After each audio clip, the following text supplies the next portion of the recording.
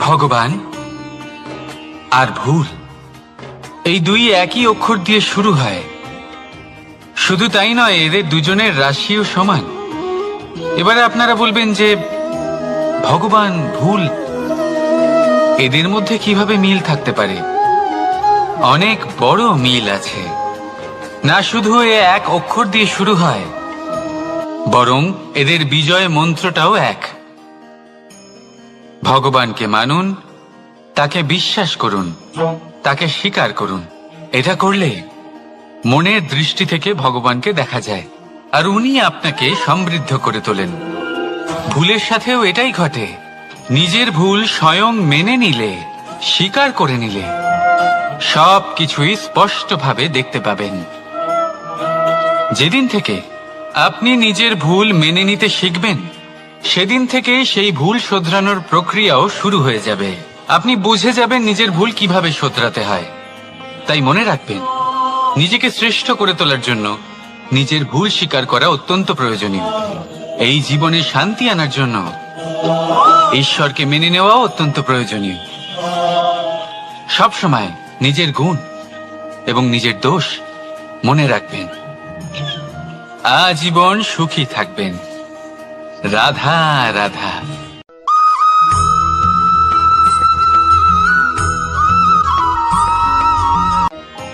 পরীক্ষা এমন একটা শব্দ যেটা শুনে সংসারের বেশিরভাগ মানুষই ভয়ভীত হয়ে পড়েন।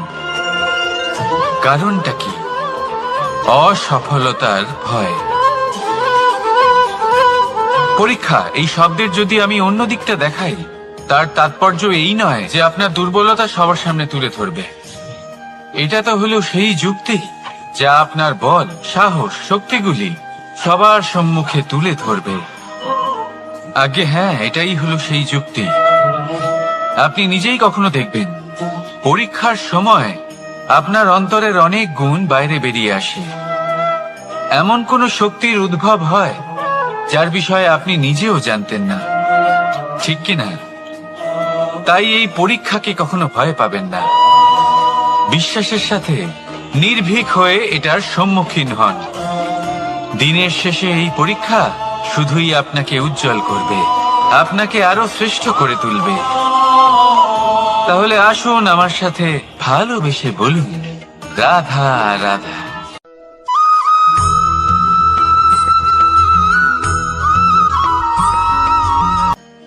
আজ আমি আপনাকে এমন এক গল্প শোনাবো যা আমার নন্দ বাবা আমাকে শুনিয়েছিলেন যখন আমি ছোট ছিলাম। কাহিনী একজন সাধু আর একজন বিছের। একবার এক সাধু নদীর পাড়ে স্নান করছিলেন। উনি দেখলেন যে জলের প্রবাহে একটা বিছে ভেসে যাচ্ছে। তার প্রাণ বাঁচানোর জন্য উনি তাকে তুলে নদীর পাড়ে রাখার চেষ্টা করলেন, কিন্তু যেই সেই বিছেকে উনি হাতে তুললেন, সেই বিছে ওনাকে কামড়ে দিল। সাধু আবার চেষ্টা করলেন, সেই বিছেকে হাতে নেওয়াতে সে আবার তাকে কামড়ে দিল। আরো একবার চেষ্টা করাতে ওনার শিষ্য ওনাকে জিজ্ঞেস করল, এ আপনি কি করছেন গুরুদেব? এসব কি হচ্ছে? আপনি তারই প্রাণ বাঁচানোর চেষ্টা করছেন যে আপনাকে কামড়ে দিচ্ছে। গুরুদেব উত্তর দিলেন যে ও বিছে হয়েই নিজের কর্ম করছে, নিজের প্রবৃত্তি, নিজের ব্যবহার বদলাচ্ছে না। তাহলে আমি সাধু হয়ে তা কেন বদলাবো? এর তাৎপর্য হলো সরল, যে সংসারে কিছু মানুষ আছেন যারা হয়তো খারাপ, দুষ্ট প্রকৃতির, আর হয়তো তারা কখনোই বদলাবেন না, কখনোই কোনো পরিবর্তন আসবে না। কিন্তু তার মানে এই নয় যে আমরা আমাদের কর্ম করা ছেড়ে দিই, আমরা আমাদের প্রচেষ্টা ছেড়ে দেব। আগে না, আমাদের তো করতেই হবে, কারণ ইতিহাস সাক্ষী আছে যে এই চেষ্টা এই সংসারের ধারাকেও বদলে দিতে পারে। তাহলে আপনিও আসুন আর আমার সাথে ভালোবেসে বলুন, রাধা রাধা।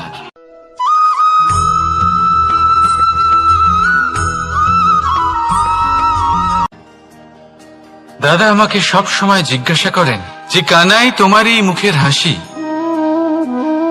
তোমার মুখে সব সময় কেন থাকে, কিভাবে থাকে? সামনে শত্রুপক্ষকে দেখেও ধৈর্য হারাও না, কেউ তোমার নিন্দে করলেও তার সাথে ঝগড়া করো না, কেউ তোমার বিষয় খারাপ ভাবলেও তাকে ঘৃণা করো না। কিভাবে আর কেন করো?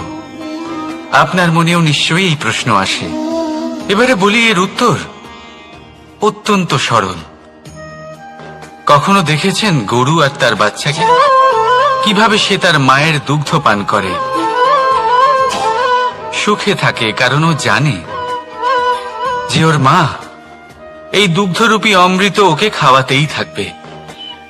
ও জানে যে এই সময় শুধু ওর জন্য, যাতে ও নিজের মায়ের এই দুগ্ধরূপী প্রসাদ গ্রহণ করতে পারে, আর সেই জন্য ও সুখে থাকে। সেইভাবেই এই জীবন হলো ভালোবাসা। এতই ছোট হলো এই জীবন যে ভালোবাসার জন্য কম পড়ে যায়।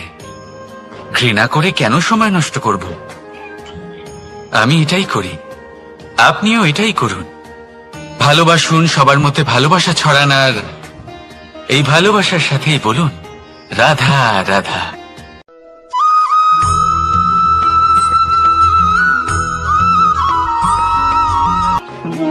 মানুষ জীবনে সবসময় শিখরে পৌঁছতে চায়, অনেক উঁচুতে উঠতে চায়, আর তার জন্য তারা কি না করে, পরিকল্পনা করে, ষড়যন্ত্র করে, প্রার্থনা করতে থাকে, আবার কারোর কাছে সাহায্যও চায়। কিন্তু এত কিছু করা সত্ত্বেও অনেক সময় মানুষ শিখরে পৌঁছতে পারে না।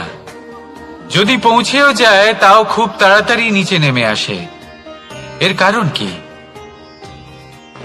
একটা উদাহরণ দিয়ে বোঝানো যাক। এই হলো ময়ূর পেখম, আর এই হলো পাথর। যদি এই পেখমকে হাওয়ায় ছুঁড়ে দিই তবে ও উড়তে থাকে, কিন্তু এই পাথর অতি শীঘ্রই মাটিতে নেমে আসে। এর কারণ কি? ভার। এই পাথর হলো ভারী, আর এই শিক্ষাই আমাদের গ্রহণ করতে হবে। ঠিক এইভাবেই যদি আমাদের মন দ্বন্দ্ব আর অহংকার দ্বারা পরিপূর্ণ হয়ে থাকে, তাহলে তা কখনোই শিখরে পৌঁছবে না। পৌঁছে গেলেও খুব শীঘ্রই মাটিতে নেমে আসবে। তাই এই মনকে হালকা করতে শিখুন, অহংকারকে, এই হিংসাকে ত্যাগ করুন। তারপর উঁচুতে উড়ে তো দেখুন কত উঁচুতে উড়তে পারবেন আপনি। আসুন আমার সাথে ভালোবেসে বলুন রাধা রাধা।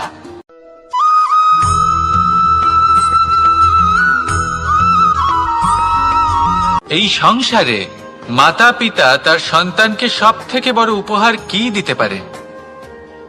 বৈভব, সুযোগ সুবিধা, বাড়ি, নাকি আশেপাশের পরিবেশ? এই সংসারে মাতা পিতা তার সন্তানকে সব থেকে বড় উপহার শিক্ষা দিতে পারেন, কিন্তু তার জন্য সময়ের প্রয়োজন হয়। এবার এই সময় অত্যন্ত অদ্ভুত। সময়ের ধারণা সবার রয়েছে। কখনো কখনো কিছু কঠিন সময় বরদানের মতো আমাদের সম্মুখে আসে। এরকম কোন সমস্যার কথা যদি আমি বলি, যেমন যুদ্ধ, মহামারী, মহা অসুখ, এরকম সময় আমাদের কাছে যথেষ্ট সময় থাকে। এই সময় আমরা চিন্তা করি, ভয়ভীত হই, কে জানে কত সম্পত্তির ক্ষয়ক্ষতি হবে। এবার এই সময় কিভাবে কাটিয়ে ওঠা যায়? অশুভ চিন্তা তার মনের মধ্যে বাসা বাঁধে, সে বুঝতে পারে না সে কি করবে। আমি বলবো চিন্তা ত্যাগ করুন, এই ভয়কে ত্যাগ করুন। আর মনে রাখুন একটা গুরুত্বপূর্ণ কথা, যে ঈশ্বর আপনাকে বরদান দিয়েছেন যাতে আপনি নিজের কর্তব্য পূর্ণ করতে পারেন। কর্তব্য, নিজের পরিবারকে সময় দেওয়া, নিজের সন্তানকে শিক্ষা দেওয়া। তাদের সাথে বসুন, কথাবার্তা বলুন, আলোচনা করুন। কিছু কথা তারা বলবে, কিছু আপনি বলবেন, কিছু আপনি শিখবেন, কিছু তারা শিখবে। তাদের সাথে খেলা করুন, তাদের সাথে পূর্বপুরুষের গল্প করুন। এইসব করলে তাতে না শুধু তাদের ভবিষ্যৎ উজ্জ্বল হবে, বরং আপনিও সন্তুষ্টি পাবেন। ভয়ভীত হবেন না। আজ বর্তমানে আপনি কি করতে পারেন যাতে আপনার বর্তমান সঠিক হবে এবং ভবিষ্যৎ উজ্জ্বল হবে, তাতে একাগ্র হন। সবকিছু শুভ হবে। রাধা রাধা।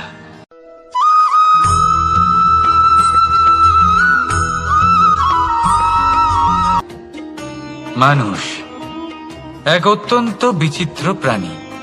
পরিকল্পনা করে, ষড়যন্ত্র করে, প্রচেষ্টা করে, কাউকে পরাজিত করার চেষ্টাও করে। সাপকে একটা দড়ি মনে করে হাতে চেপে ধরার চেষ্টা করে, কিন্তু একটা কথা বুঝতেই পারে না, সময়ের এই সাপ এটা হাতে চেপে ধরাই যায় না। আর আপনি যা করবেন তা আবার ফিরে আসবে আপনারই সামনে। দেখুন, এতে কিছুই যায় আসে না যে আপনি কুম্ভকারের পুত্র নাকি কৃষ্ণের পুত্র। যদি আপনি অনুচিত কর্ম করেন তাহলে আপনার সাথেও অনুচিতই হবে। অশুভ কর্ম করলে আপনার সাথেও অশুভই হবে। কুরু বংশ অত্যন্ত মহান বংশ ছিল। এই কুরু বংশ কি হলো তার সাথে?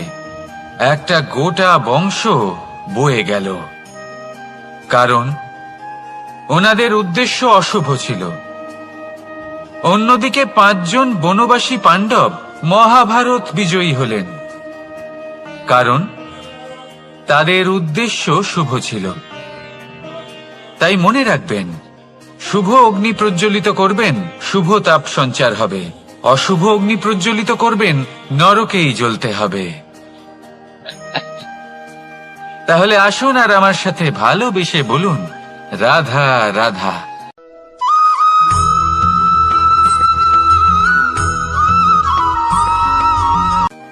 কখনো ভেবে দেখেছেন মানুষকেই এই সংসারে সর্বশ্রেষ্ঠ প্রাণী কেন বলা হয়? অন্য কোনো প্রাণীকে কেন নয়? শুধু কি এই জন্যই আমরা চিন্তা করতে পারি, আমাদের কাছে তীক্ষ্ণ বুদ্ধি রয়েছে, কোনো কিছু আবিষ্কার করতে পারি, সেই কারণেই? তা তো অন্য কোনো প্রাণীর কাছেও থাকতে পারে। এমন কিছু পশুও রয়েছে যাদের কাছে তীক্ষ্ণ বুদ্ধি আছে। তাহলে মানুষ কেন? কারণ মানুষের কাছে এমন কিছু রয়েছে যা অন্য প্রাণীর কাছে নেই। মানবতা। মানবতা যা সর্বপ্রথম এগিয়ে যেতে চাইলেও যদি পথে কেউ ধাক্কা খেয়ে পড়ে যায়, তাকে আগলে রাখতেও জানে।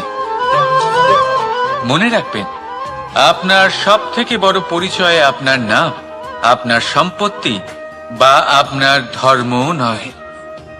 আপনার সব থেকে বড় পরিচয় হল আপনার মানবতা। তাহলে সময় এলে পরে নিজের মানবতার পরিচয় দিন। অন্য মানুষকে সাহায্য করুন, অন্য প্রাণীকে সাহায্য করুন।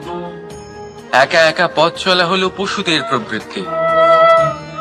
মানুষ হলেন তিনি যিনি অন্যের জন্য প্রাণও দিতে পারেন।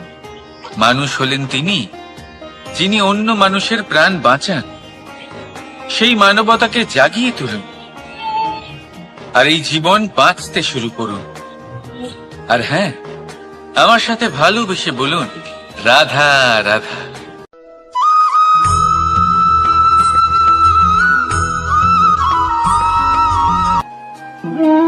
মানুষ জীবনে সবসময় সুখ পেতে চান, কিন্তু এই সুখ এটা আসলে কি? এই সুখের আসল রূপ কি? আমি বলি, সুখের আসলে 2টি রূপ হয়, বাহ্যিক সুখ, আত্মিক সুখ। আর এটা ঠিক তেমনই হয় যেরকম আমাদের শরীরের সাথে জড়িত ছায়া আর আমাদের শরীরের মধ্যে বসবাসকারী আত্মার। যদি ছায়ার কথা ভেবে দেখেন তাহলে বুঝতে পারবেন, আমাদের শোবার সময় ভোরবেলা এই ছায়া অনেক বড় হয়ে যায়। যখন এই সূর্য মাথার উপরে চলে আসে, তার তাপ বেড়ে যায়,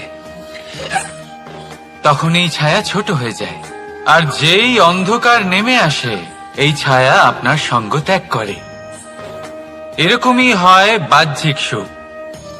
আর এবার কথা বলি আমাদের শরীরের মধ্যে বসবাসকারী এই আত্মা। এই আত্মা কখনো আমাদের সঙ্গ ত্যাগ করে না, সব সময় আমাদের সাথে জড়িয়ে থাকে।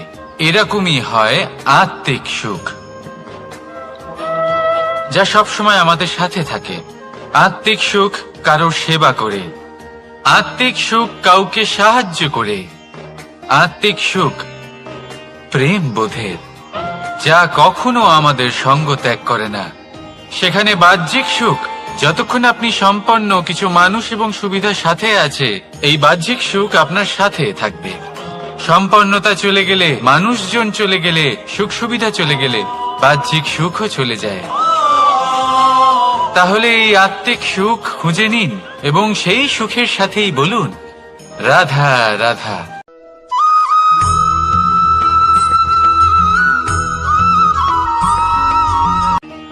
আত্মীয় স্বজন কারা হন? তারাই যারা সুখে দুঃখে পাশে থাকেন, তারা যারা বিপদের সময় আপনার পাশে এসে দাঁড়ান।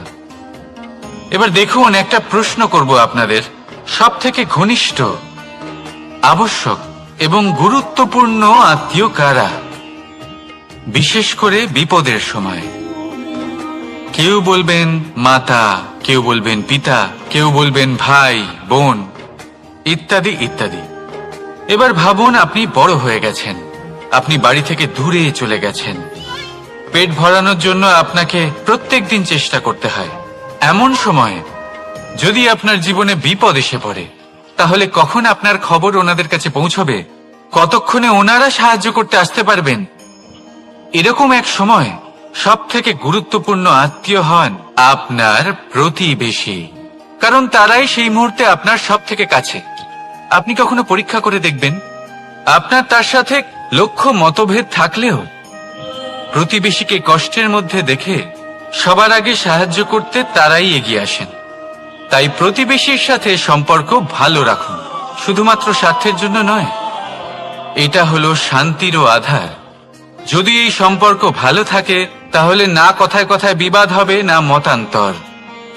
আর এই সুখী সম্পর্কের ছায়ায় মন প্রসন্ন হয়ে বলবে, রাধা রাধা।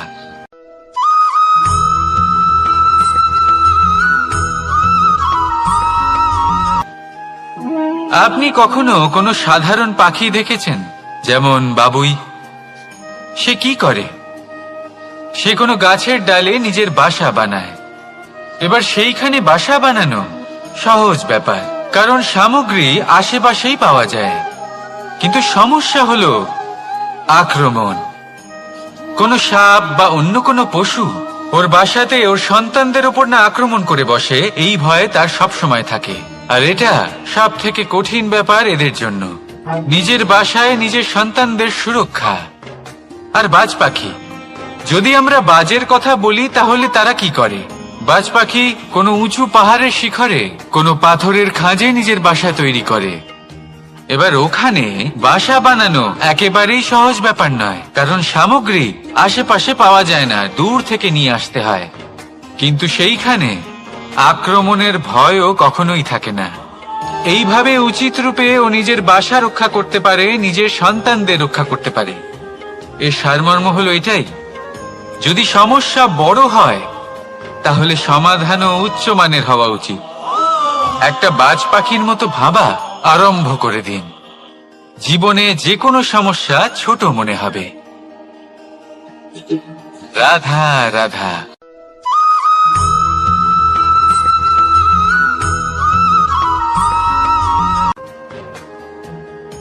ভাগ করে নেওয়া বা বন্টন করা প্রত্যেক মানুষের জীবনে অবশ্যই হয়ে থাকে, আর অনেক সময় এটা জীবনে অতি আবশ্যক হয়ে পড়ে।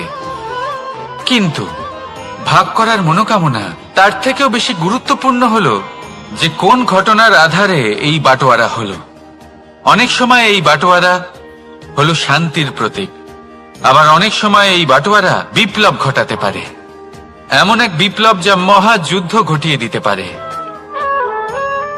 দেখুন, বাটোয়ারা সম্পত্তির হোক বা হোক ভিক্ষার, শিক্ষা কিন্তু একটাই। জীবনে অনেক সময় বাটোয়ারা দরকার হতে পারে, কিন্তু যতদূর সম্ভব তা এড়িয়ে চলুন, একসাথে মিলে এগিয়ে চলুন। কারণ দেখুন, এই যে বাটোয়ারা ভাগ করে দেয়, আর সেখানেই একতা আপনাকে অগ্রসর করে। তাহলে আপনিও এটাই করুন, একসাথে মিলে সামনে এগোন, আর আমার সাথে ভালোবেসে বলুন, রাধা রাধা।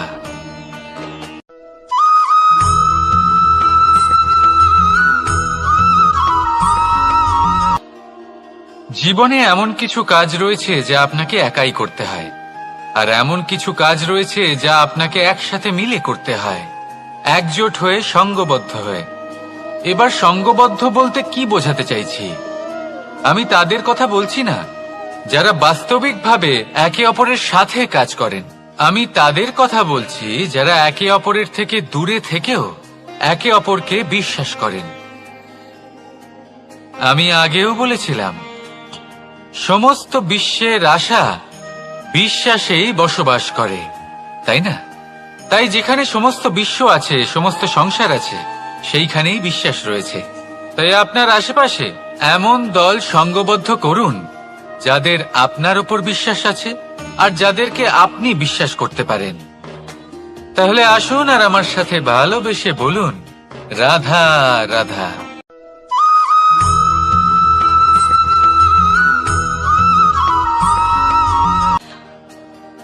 যখন একজন ভক্ত এবং তার ভগবান এক আকার ধারণ করেন, যখন একজন ভক্ত নিজের ভগবানের প্রতি, নিজের জীবনের লক্ষ্যের প্রতি সম্পূর্ণরূপে সমর্পিত হয়ে যান, তখন জন্মগ্রহণ করে ভক্তি।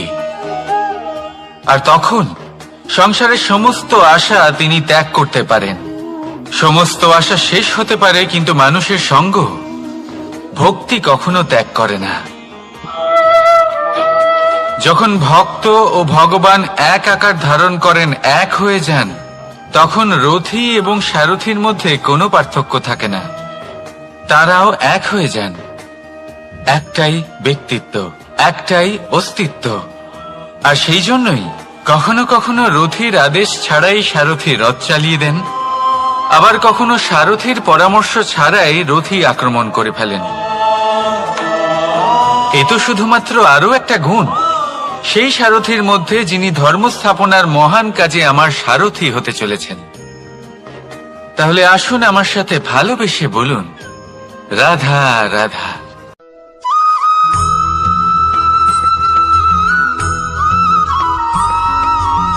আমরা যে মানুষকে চাই, যাকে আমরা ভালোবাসি, তাকে একটা উপহার অবশ্যই দিতে চাই। এমন এক উপহার যা ওনার ভালো লাগবে, যা শ্রেষ্ঠ হবে, অতি প্রিয় হবে, বহুমূল্য হবে, বা বলতে পারেন মূল্যবান হবে। তাই আমরা কি করি? আমরা বাজারে যাই, তার জন্য স্বর্ণ, আভূষণ, হিরে, মুক্ত এইসব নিয়ে আসি। কিন্তু এটাই কি সর্বশ্রেষ্ঠ উপহার? কখনোই না। সর্বশ্রেষ্ঠ উপহার হলো স্বাধীনতা, তাকে নিজের মনের মতো বাঁচার স্বাধীনতা। যদি আপনি কাউকে স্বাধীনতা না দিতে পারেন, তাহলে সে কোথাও না কোথাও বন্দী হয়ে যায়, তার বিকাশ কোথাও না কোথাও আটকে যায়। কিন্তু যদি আপনি কাউকে স্বাধীনতা দিতে পারেন, তাহলে আপনি দেখবেন ও সমস্ত সংসারকে, এই জীবনকে নিজের দৃষ্টিভঙ্গি দিয়ে দেখবে, বুঝবে যে কোনটা হলো উচিত আর কোনটা হলো অনুচিত। আর এটাই হলো সর্বশ্রেষ্ঠ। আর এবার যদি কাউকে স্বাধীনতার মাধ্যমে এত বড় একটা শক্তি দিতে পারেন, তাহলে আপনি আমাকে বলুন, এর থেকে বড় উপহার আর কি হতে পারে? আসুন আর আমার সাথে ভালোবেসে বলুন, রাধা রাধা।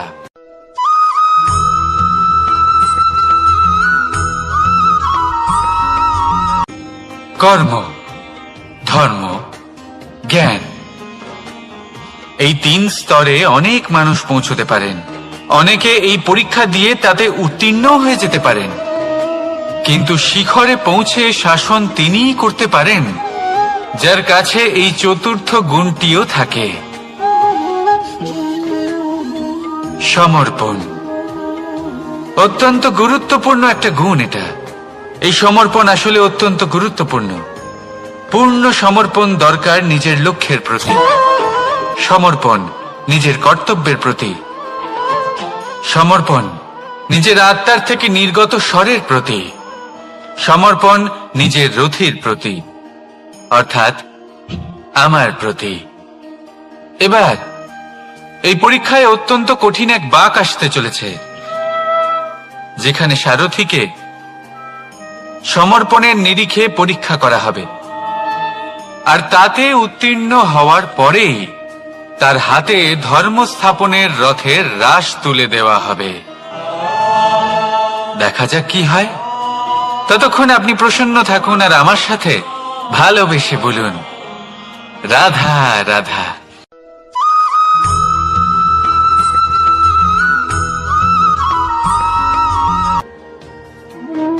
কর্ম, ধর্ম আর কর্তব্য। এই তিনটি একে অপরের সাথে জড়িত, আর অনেক সময় এই তিনটি পালন করতে করতে আমাদের সেই ব্যক্তির সামনে গিয়ে দাঁড়াতে হয়, তার বিরুদ্ধেই যেতে হয় যাকে আমরা সব থেকে বেশি ভালোবাসি। কিন্তু সেইখানে এই যুদ্ধ কোনো ব্যক্তিগত যুদ্ধ থাকে না, এ হলো কর্ম, ধর্ম আর কর্তব্যের যুদ্ধ। এটা সরল নয়, অত্যন্ত কঠিন হয় তার সম্মুখীন হওয়া যাকে আমরা সব থেকে বেশি সম্মান করি। কিন্তু আমাদের তো আমাদের ধর্মের পথে চলতেই হবে, কারণ আমরা কর্মবদ্ধ, কর্তব্যবদ্ধ, আর এটাই করা উচিত। শুধু এটুকু মনে রাখবেন, যদি আপনার উদ্দেশ্য শুভ হয়, আপনার ভাবনা শুভ হয়, আপনি যদি কর্ম, ধর্ম আর কর্তব্যের পথে অগ্রসর হন, তাহলে এই প্রক্রিয়াতে যদি আপনাকে আপনার আরাধ্যেরও সামনে দাঁড়াতে হয়, তাহলেও আপনার কোনো ক্ষতি হবে না। তাহলে আসুন আর আমার সাথে ভালোবেসে বলুন, রাধা রাধা।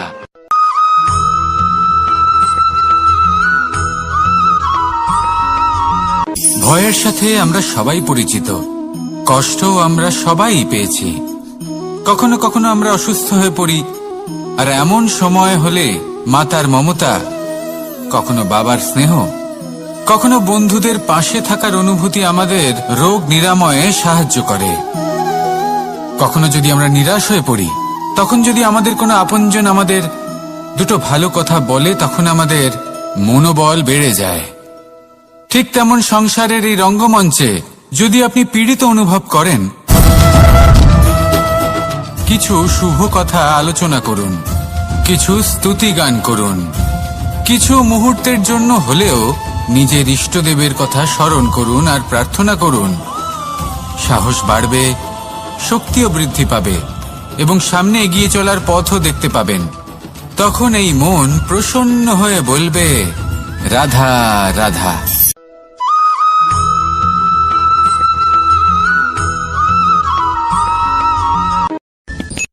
সূর্যের তাপ এতটাই প্রখর হয়, তা সমস্ত বনস্পতিকে শুষ্ক করে দেয়। পুকুর হোক, নদী হোক, সরোবর হোক, সমস্ত শুষ্ক হয়ে যায়। কিন্তু আপনি কখনো শুনেছেন সূর্যের তাপে সমুদ্র শুকিয়ে গেছে? এমন কখনোই হয় না। আর এর পেছনেই লুকিয়ে রয়েছে এক অমূল্য জীবনের শিক্ষা। সমুদ্রের মতো নিজেকে ধৈর্যশীল করে তুললে, নিজেকে সংযমী করে তুললে, সূর্যের তাপ আপনার কোনো ক্ষতি করতে পারবে না।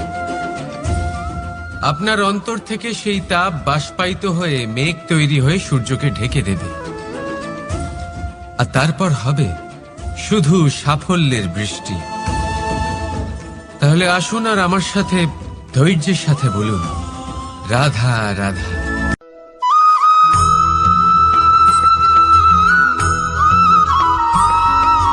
মানুষের জীবনে দুই ধরনের আবেগ থাকে যা চিরকাল তার সাথে বসবাস করে। প্রথম, স্বপ্ন। দ্বিতীয়, অজুহাত। মানুষ হাজার হাজার স্বপ্ন দেখতে পারে। আমাকে এই কাজ করতে হবে, আমাকে ওখানে ঘুরতে যেতে হবে, আমার জীবনে এই অসম্ভব কাজ বাস্তবায়িত করে দেখাতে হবে, আদি ইত্যাদি। এবার ঠিক যেমন স্বপ্ন দেখেন, সেইভাবে অজুহাতও খুঁজে নিয়ে আসেন। আমি এই স্বপ্ন পূরণ করতে পারলাম না, কারণ আমাকে কেউ সাহায্যই করল না, কারণ আমি দুর্বল হয়ে পড়েছিলাম, কারণ আমার কাছে সময়ই ছিল না, আদি ইত্যাদি। এবার সাফল্য এবং অসফলতার মাঝখানে এই ধরনের সংঘর্ষ হতে থাকে।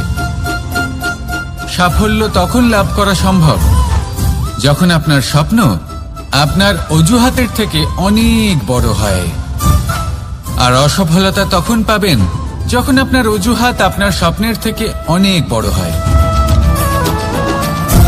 আপনি যদি সাফল্য লাভ করতে চান, তাহলে চেষ্টা করতে থাকুন, পরিশ্রম করুন। যদি অসফল হন, তাহলে ভয়ভীত হওয়ার কোনো প্রয়োজন নেই। নিজের ভুল বুঝুন, তাকে শুধরে নিন, আবার চেষ্টা করুন।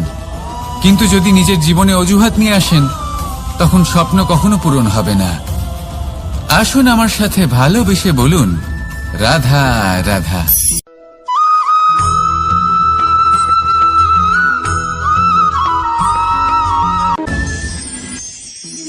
মানুষ অসুস্থ কেন হন? শারীরিক দুর্বলতার কারণে? না, মানুষ অসুস্থ হন তার মানসিকতার কারণে, তার বিবেকের কারণে, তার কর্মের কারণে, তার ক্রোধের কারণে। আর যখন কেউ সুস্থ হন, ঠিক হয়ে যান, তার মানে এটা নয় যে শুধু ওষুধের জন্য তিনি সুস্থ হয়েছেন। না, এটা কারোর তার প্রতি প্রেমের প্রভাব, বিশ্বাসের প্রভাব, সম্বলের প্রভাব। শুধুমাত্র ওষুধ দিয়ে কিছুই হয় না। যদি মনে প্রেম থাকে, বিবেক থাকে, বিশ্বাস থাকে, সম্বল থাকে, তবেই সেই ওষুধ কাজ করতে পারে। তাই মনে রাখবেন, এই জীবন হলো অত্যন্ত ছোট। মনে প্রেম ভাব রাখুন, মিত্রতা করুন, শত্রুতা নয়। ভালোবাসুন, বিদ্বেষ নয়। আর এই ভালোবাসার সাথেই বলুন, রাধা রাধা।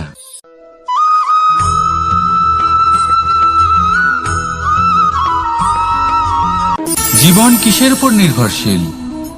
ধনের ওপর, বৈভবের ওপর, নিঃশ্বাসের ওপর? না, এই জীবন নির্ভরশীল বিশ্বাসের ওপর। বিশ্বাস নিজের ওপর, বিশ্বাস আমাদের আপনজনের ওপর। কিন্তু যখন এই বিশ্বাস ভেঙে যায়, তখন মানুষের মনও ভেঙে যায়, আর তারপর সে অন্য কিছু করতেই পারে না। তখন কি করা যেতে পারে? 3টে কাজ আছে যা আপনি করতে পারেন। প্রথম, ভালোবাসা। যাকে আপনি ভালোবাসেন, যারা আপনাকে ভালোবাসে, ভুল যারই হোক না কেন, তার কাছে ক্ষমা চাইতে কখনোই সংকোচ বোধ করবেন না। দ্বিতীয় হলো বিশ্বাস। যারা আপনাকে ভালোবাসেন, আপনাকে বিশ্বাস করেন, তাদের বিশ্বাস কখনো ভাঙবেন না। তৃতীয় হলো আশা। যারা আপনাকে ভালোবাসেন, আপনাকে বিশ্বাস করেন, তাদের আশা আপনার সাথে জড়িত। তাদের থেকে কখনো কিচ্ছু লুকোবেন না। এই 3টে কাজ করুন, আর এই জীবন সুপ্রসন্ন হয়ে বলবে, রাধা রাধা।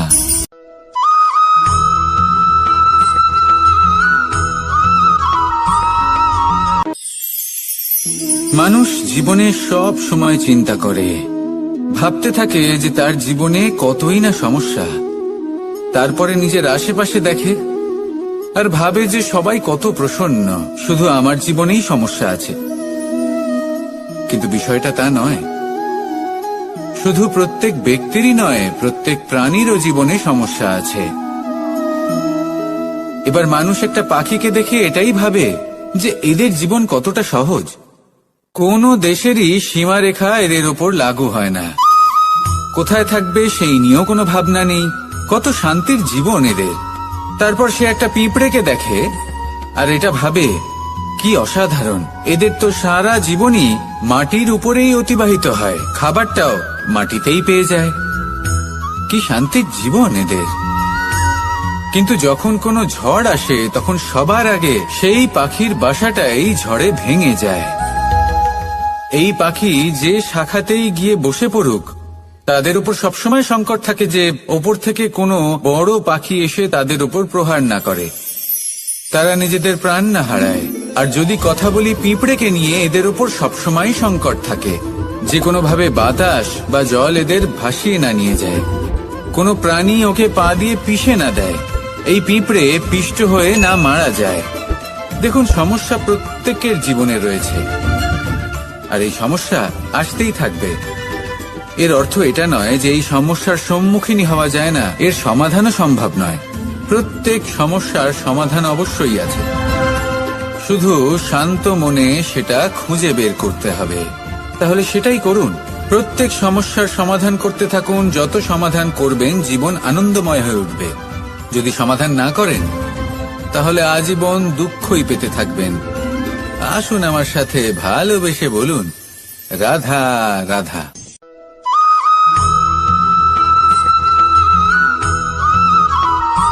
প্রেম হলো এই সংসারের সবথেকে বড় ঢাল এবং সবথেকে বড় অস্ত্র।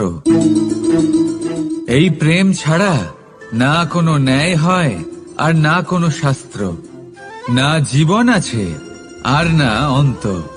এবার যদি এই প্রেম মনের মধ্যে বাস করতে শুরু করে, তাহলে কখনো কোনো সমস্যাই হবে না।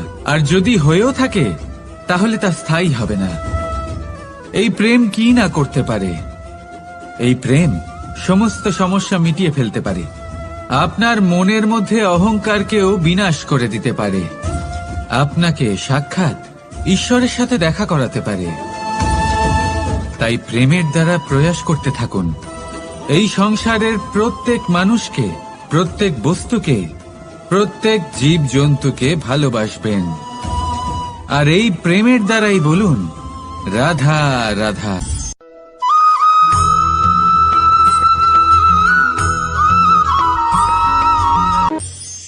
মানুষ এক অত্যন্ত বিচিত্র প্রাণী। পরিকল্পনা করে, ষড়যন্ত্র করে, প্রচেষ্টা করে, কাউকে পরাজিত করার চেষ্টাও করে। সাপকে একটা দড়ি মনে করে হাতে চেপে ধরার চেষ্টা করে, কিন্তু একটা কথা বুঝতেই পারে না, সময়ের এই সাপ এটা হাতে চেপে ধরাই যায় না। আর আপনি যা করবেন তা আবার ফিরে আসবে আপনারই সামনে। দেখুন, এতে কিছুই যায় আসে না যে আপনি কুম্ভকারের পুত্র নাকি কৃষ্ণের পুত্র।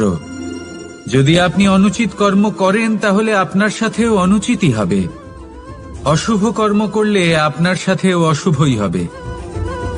কুরু বংশ অত্যন্ত মহান বংশ ছিল। এই কুরু বংশ কি হলো তার সাথে? একটা গোটা বংশ বয়ে গেল, কারণ ওনাদের উদ্দেশ্য অশুভ ছিল। অন্যদিকে 5 জন বনবাসী পাণ্ডব মহাভারত বিজয়ী হলেন, কারণ তাদের উদ্দেশ্য শুভ ছিল। তাই মনে রাখবেন, শুভ অগ্নি প্রজ্বলিত করবেন, শুভ তাপ সঞ্চার হবে। অশুভ অগ্নি প্রজ্বলিত করবেন, নরকেই জ্বলতে হবে। তাহলে আসুন আর আমার সাথে ভালোবেসে বলুন রাধা রাধা।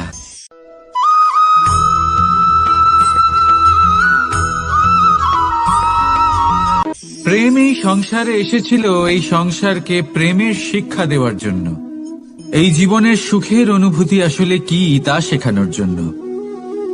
কিন্তু যদি সত্যি কথা বলি, তো আমি নিজেই প্রতিদিন প্রেমের নতুন নতুন স্বরূপ দেখতে পাই।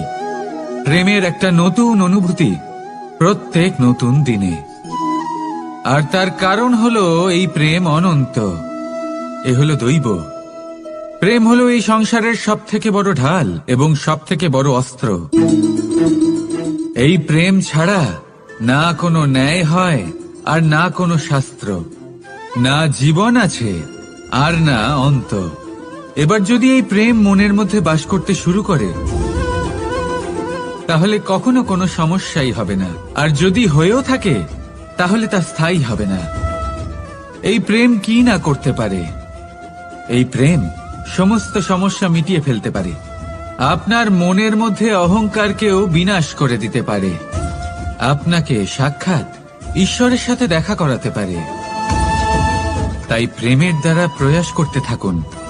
এই সংসারের প্রত্যেক মানুষকে, প্রত্যেক বস্তুকে, প্রত্যেক জীব জন্তুকে ভালোবাসবেন।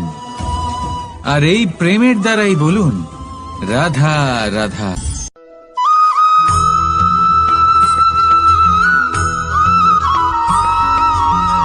জীবনে এমন কিছু কাজ রয়েছে যা আপনাকে একাই করতে হয়, আর এমন কিছু কাজ রয়েছে যা আপনাকে একসাথে মিলে করতে হয়, একজোট হয়ে, সঙ্গবদ্ধ হয়ে। এবার সঙ্গবদ্ধ বলতে কি বোঝাতে চাইছি? আমি তাদের কথা বলছি না যারা বাস্তবিকভাবে একে অপরের সাথে কাজ করেন। আমি তাদের কথা বলছি যারা একে অপরের থেকে দূরে থেকেও একে অপরকে বিশ্বাস করেন। আমি আগেও বলেছিলাম, সমস্ত বিশ্বের আশা বিশ্বাসেই বসবাস করে, তাই না? তাই যেখানে সমস্ত বিশ্ব আছে, সমস্ত সংসার আছে, সেইখানেই বিশ্বাস রয়েছে। তাই আপনার আশেপাশে এমন দল সঙ্গবদ্ধ করুন যাদের আপনার উপর বিশ্বাস আছে, আর যাদেরকে আপনি বিশ্বাস করতে পারেন। তাহলে আসুন আর আমার সাথে ভালোবেসে বলুন রাধা রাধা।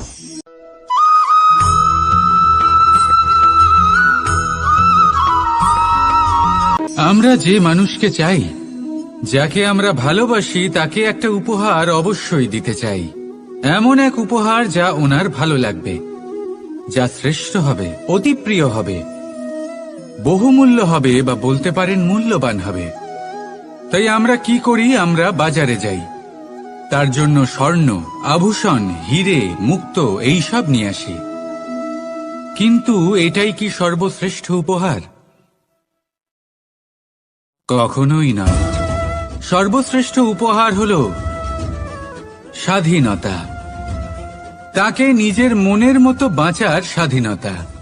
যদি আপনি কাউকে স্বাধীনতা না দিতে পারেন, তাহলে সে কোথাও না কোথাও বন্দী হয়ে যায়, তার বিকাশ কোথাও না কোথাও আটকে যায়। কিন্তু যদি আপনি কাউকে স্বাধীনতা দিতে পারেন, তাহলে আপনি দেখবেন ও সমস্ত সংসারকে, এই জীবনকে নিজের দৃষ্টিভঙ্গি দিয়ে দেখবে, বুঝবে যে কোনটা হলো উচিত আর কোনটা হলো অনুচিত। আর এটাই হলো সর্বশ্রেষ্ঠ। আর এবার যদি কাউকে স্বাধীনতার মাধ্যমে এত বড় একটা শক্তি দিতে পারেন, তাহলে আপনি আমাকে বলুন, এর থেকে বড় উপহার আর কি হতে পারে? আসুন আর আমার সাথে ভালোবেসে বলুন, রাধা রাধা।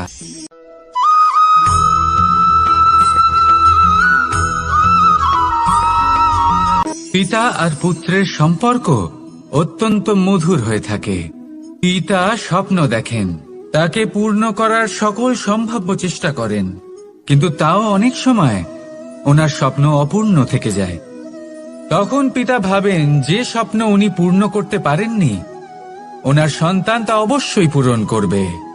যে স্থানে উনি কখনো পৌঁছতে পারেননি, সেই স্থানে ওনার পুত্র অবশ্যই পৌঁছবে।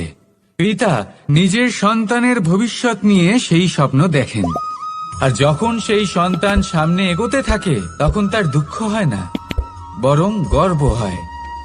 ওনার ভালো লাগে এটা দেখে যে ওনার সন্তান অনেক উন্নতি করছে।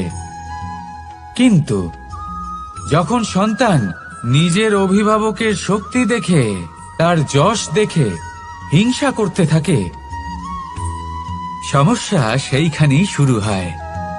সেই জন্য সকল সন্তানকে এটা মনে রাখতে হবে, দেখুন, পুত্র হবার সুবাদে এক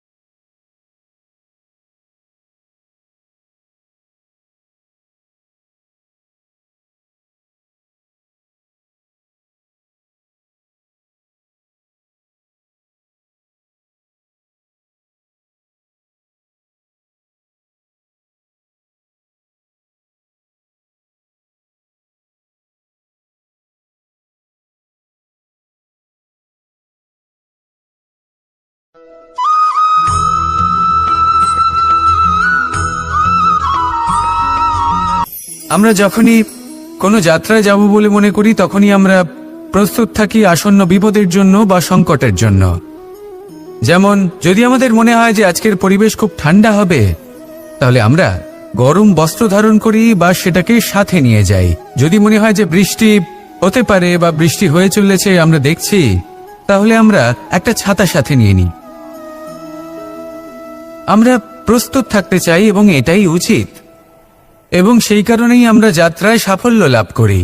কিন্তু যদি আমরা কথা বলি জীবনযাত্রা নিয়ে, যা কিনা সব থেকে বেশি গুরুত্বপূর্ণ, তাহলে তার জন্য আমরা পূর্ণরূপে প্রস্তুত থাকি না। আশেপাশের মানুষ, এই সমাজ, আমাদের সাথী, আমাদের মিত্ররা যে কোনো মুহূর্তে বদলে যেতে পারেন। সেই জন্য আমরা নিজেদেরকে কখনো সাবধান করি না, কখনোই নিজেদের প্রস্তুত করি না।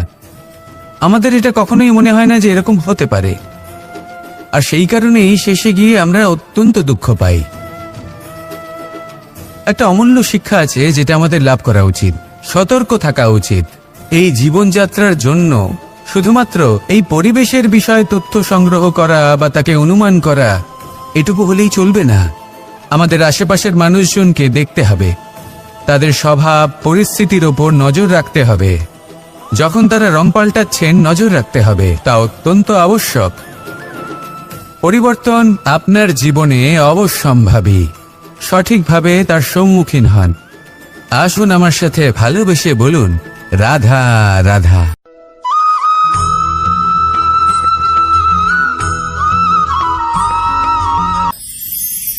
ঈশ্বর আসলে কে? সংসারের বেশিরভাগ মানুষের কাছে ঈশ্বর হলেন এই সংসারের রচয়িতা, পালনকর্তা। কারোর কাছে উনি জ্ঞাতা, কারোর কাছে উনি হলেন আস্থার প্রতীক, আবার কারোর জন্য শুধুমাত্র অন্ধ বিশ্বাস। কিন্তু এই ঈশ্বর কি কোনো শরীর, নাকি একটা বোধ, নাকি শুধুই শ্রদ্ধা? ঈশ্বর হলেন তিনি যিনি হলেন আপনার ইষ্ট। সেই জন্যই তো গুরু, মাতা, পিতা এনাদেরও ঈশ্বরই বলা হয়েছে। যাদেরকে আমরা ঈশ্বর বলে মনে করি, যারা আমাদের ইষ্ট, তারা আমাদের একটি পথ দেখান, একটি দিকে চালিত করেন। সেই পথে চলে আপনি শুভ কর্ম করতে পারেন। আর যখন কোনো ব্যক্তি তার ঈশ্বরের আদেশ পালন করেন, তখন সে নিজে থেকেই শুভ পথে অগ্রসর হয়ে যান। বেশ কয়েকজন মানুষ ঈশ্বরের ওপর আস্থা রাখেন এবং ভাবেন যে অনুচিত কোনো কাজ করা উচিত নয়, ঈশ্বর দেখছেন। ওনারা ভয় পান যে কোনো অনুচিত কর্ম করলে কে জানে তার পরিণাম কি হবে। এমন অনেক ব্যক্তি রয়েছেন যারা ঈশ্বরকে বিশ্বাস করেন এবং জানেন যে ঈশ্বর তাদেরকে দেখছেন, তাই যে যে শুভকর্ম ওনারা করেছেন তার ফল তারা অবশ্যই পাবেন।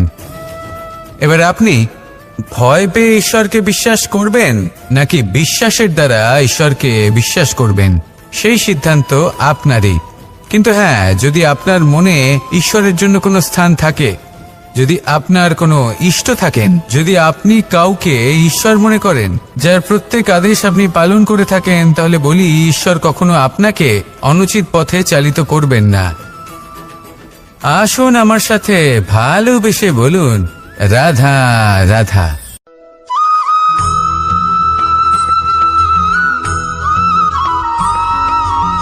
আমি রথে যাত্রা করি।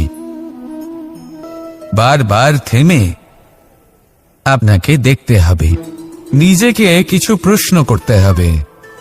আমি কি আজ সেই কর্মই করছি যেটা আমি করতে চেয়েছিলাম? আমি কি আজ সেই জীবন যাপন করছি যেমন আমি যাপন করতে চেয়েছিলাম? যদি এই প্রশ্নগুলোর উত্তর হ্যাঁ হয়, তাহলে এগোতে থাকুন, নয়তো থেমে যান এবং বিচরণ করুন। মনে রাখবেন, এই সংসার অত্যন্ত জটিল, আর এতে হারিয়ে যাওয়া অত্যন্ত সরল। সেই জন্য নিজে থেকে বারবার থামা এবং জীবন চিন্তন করা অত্যন্ত আবশ্যক। তাহলে সেটাই করুন, আর আমার সাথে ভালোবেসে বলুন, রাধা রাধা।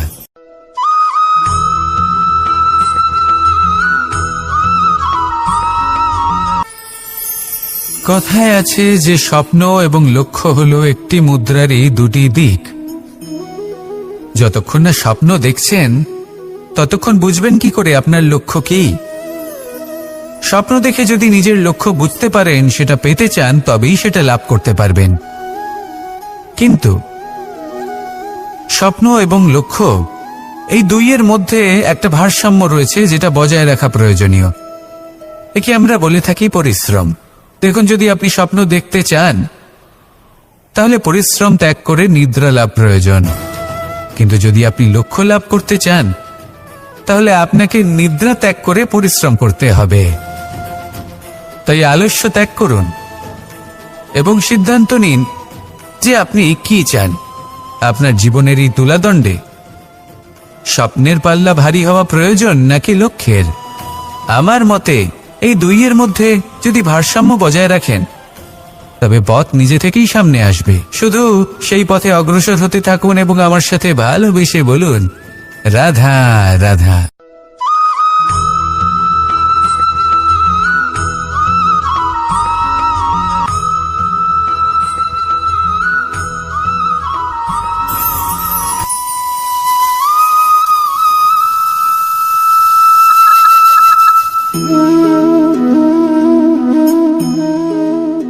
মোহনের বাঁশির এই সুর, এই সঙ্গীত কার না পছন্দ হয়? সবারই খুব ভালো লাগে। এবার এই সুর আসে কোথা থেকে? কেউ বলবেন কৃষ্ণের হৃদয় থেকে। সত্য কথা, এই সুর হৃদয় থেকে নির্গত হয় এবং প্রকট হয় এই বাঁশি থেকে। এই বাঁশিটাকে দেখুন, এই ছিদ্রগুলি দেখুন, প্রত্যেকটা সুর থেকে নিজস্ব একটা স্বর নির্গত হয়।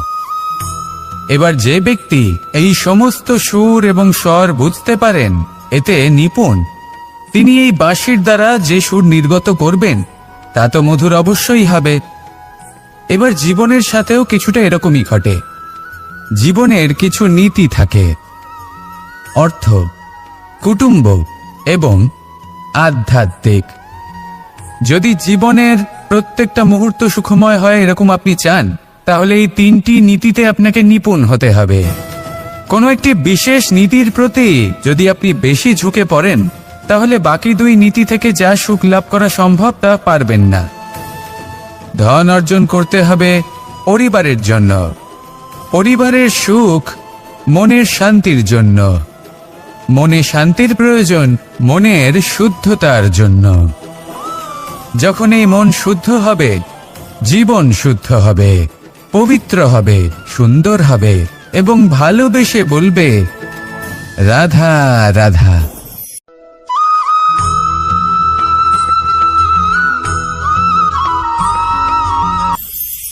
আপনারা সবাই একটা গাছের পাতাকে দেখুন।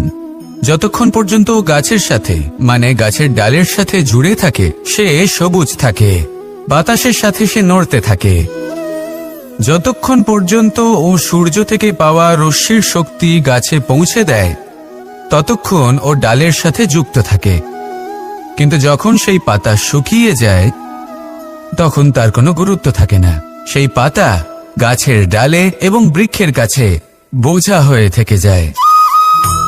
এবং এমন এক সময় আসে যখন সেই ডালটি শুকনো সেই পাতাকে পরিত্যাগ করে।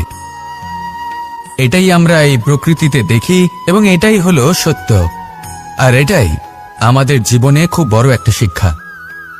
যদি আপনিও নিজের জীবনে নিজের আপনজনদের কাছে বোঝা স্বরূপ হয়ে দাঁড়ান, তাহলে তারা আপনাকে যতই ভালোবাসুক না কেন, ওনারা যদি নাও চান তাহলেও এমন এক দিন আসবে যখন আপনার আপনজন আপনাকে পরিত্যাগ করবে। সেই জন্য সবসময় আত্মনির্ভর হয়ে ওঠার চেষ্টা করুন। নিরন্তর পরিশ্রম করতে থাকুন, কারোর উপর বোঝা হয়ে থাকবেন না, বরং তার সাথে মিলে দায়িত্ব পালন করুন। এমনটা করবেন তাহলে আপনার সম্মানও বজায় থাকবে এবং সম্পর্কের মধ্যে আপনার মূল্যও বজায় থাকবে। আসুন আর আমার সাথে ভালোবেসে বলুন, রাধা রাধা।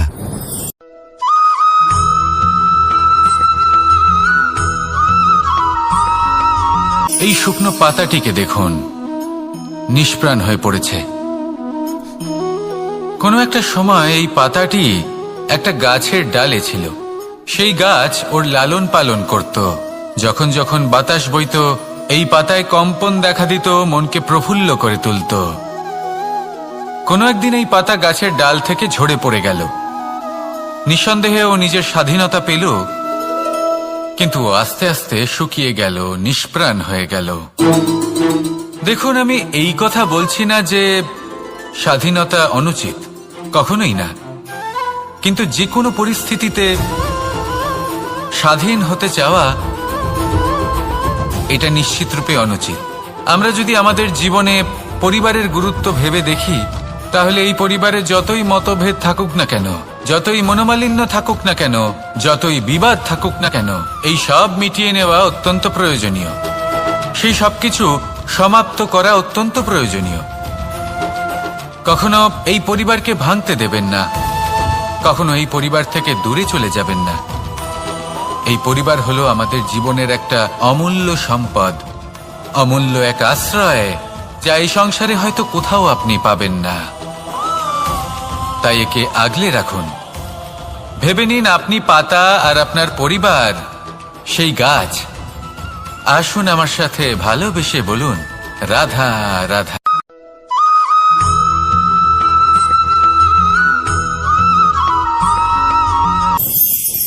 প্রেম আড়াই অক্ষর, মাত্র আড়াই অক্ষরের এই শব্দ প্রেম, এর মধ্যে ত্রিলোকের এবং সমগ্র ব্রহ্মাণ্ডের বীজ নিহিত আছে। এমন কি আছে যা এই প্রেম করতে পারে না? যেখানে শক্তি এবং বিদ্যা প্রয়োগ করে আপনি কিছুই করতে পারবেন না, সেটাও প্রেম দ্বারা অর্জন করা সম্ভব। প্রেম চাইলে পাথরেও ফুল ফোটাতে পারে। প্রেম চাইলে ন্যাড়া পাহাড়ের বুক চিরে নদীপথ তৈরি করতে পারে। চাইলে নিরক্ষর ব্যক্তিকে সংসারের শ্রেষ্ঠ জ্ঞানী করে তুলতে পারে। শুধুমাত্র এই প্রেমের জন্য সবার দুষ্ট কানাই ঘনশ্যাম হয়ে উঠেছিল।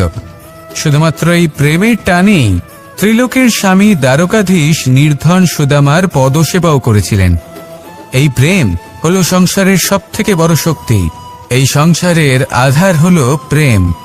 এমন কিচ্ছু নেই যা এই প্রেমের পক্ষে সম্ভব নয়। যেখানে বিদ্যা এবং শক্তি সাহায্য করতে পারে না, সেখানে এই প্রেম আপনাকে জয়ী করে দিতে পারে। তাহলে আসুন আর আমার সাথে ভালোবেসে বলুন, রাধা রাধা।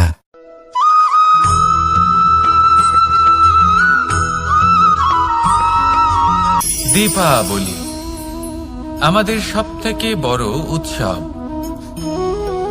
শ্রীরাম রাবণকে পরাস্ত করে 14 বছরের বনবাস কাটিয়ে আবার অযোধ্যায় ফিরে এলেন অমাবস্যার রাত্রে।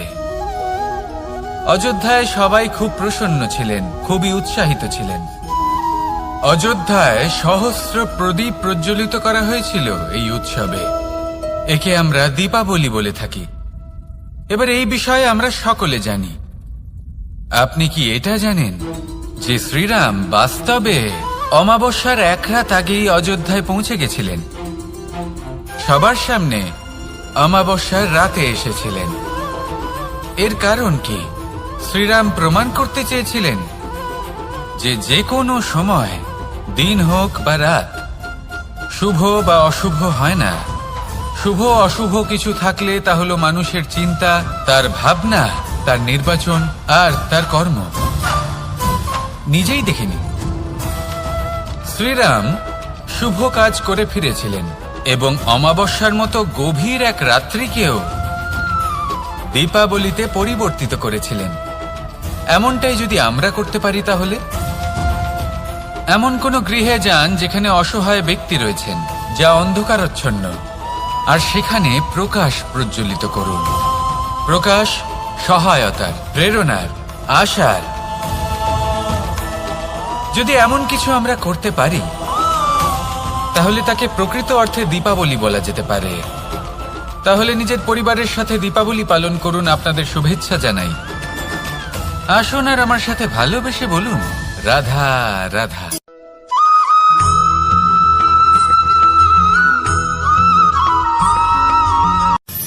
মানুষের এই জীবন, মানুষ জন্ম নেয়, একটা নির্দিষ্ট সময়ের পরে এই সংসার ত্যাগ করে চলেও যায়।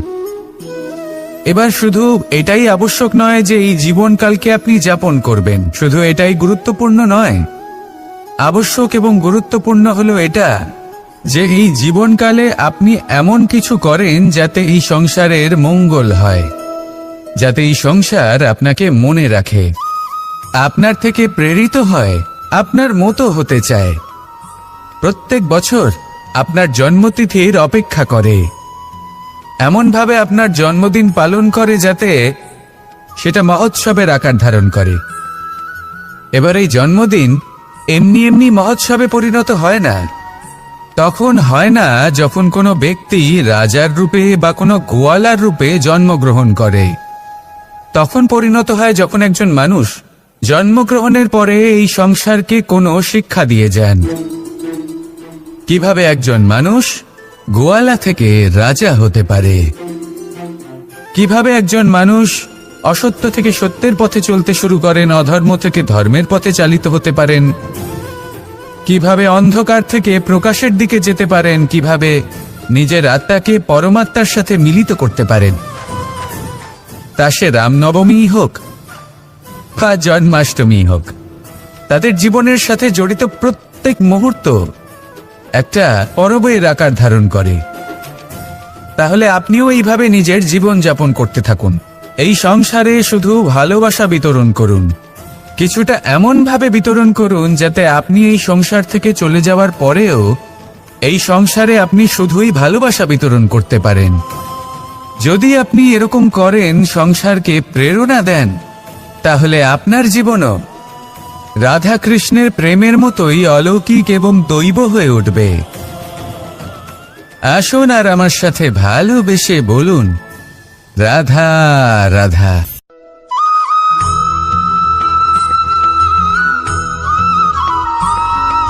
ভোজন। এই সংসারে যেই হোক না কেন, কোনো মানুষ হোক, কোনো প্রাণী হোক, কোনো কীট হোক বা কোনো বনস্পতি হোক, প্রত্যেকের জন্য ভোজন অতি আবশ্যক। কারণ ভোজন থেকেই শক্তি পাওয়া যায়, আর সেই শক্তি দিয়েই সংসারের, আমাদের জীবনের সমস্ত কার্য করা যায়। এবার এমন এক ধরনের শক্তি হয় যা শীতের ঋতুতে সূর্য থেকে আমরা পেয়ে থাকি, আর আরেক ধরনের উত্তাপ হয় যা দিয়ে ভোজন রান্না করা হয়, সুস্বাদু নানান ধরনের ভোজন। এবার অত্যন্ত গুরুত্বপূর্ণ হলো যে ব্যক্তি সেই ভোজন বানাচ্ছেন তার মানসিক পরিস্থিতি এবং সেই ব্যক্তি যিনি ভোজন গ্রহণ করছেন তার মানসিক অবস্থা। যখনই আপনি ভোজন বানাচ্ছেন তখন ভালোবাসার সাথে কাজটা করুন, ধন্যাত্মক ভাব নিয়ে, সৎ ভাবনার সাথে। কারণ আপনার এই মানসিক স্থিতি শক্তির আকারে সেই খাদ্যের সাথে মিলেমিশে যায়। আর যখনই আপনি ভোজন গ্রহণ করছেন তখন সদ্ভাবনার সাথে, প্রসন্নতার সাথে গ্রহণ করুন, ধন্যাত্মক ভাব নিয়ে। যদি আপনি প্রসন্নতার সাথে রান্না করেন, প্রসন্নতার সাথে খাদ্য গ্রহণ করেন, তাহলে আপনি প্রসন্নই থাকবেন, আর মন সুপ্রসন্ন হয়েই বলবে রাধা রাধা।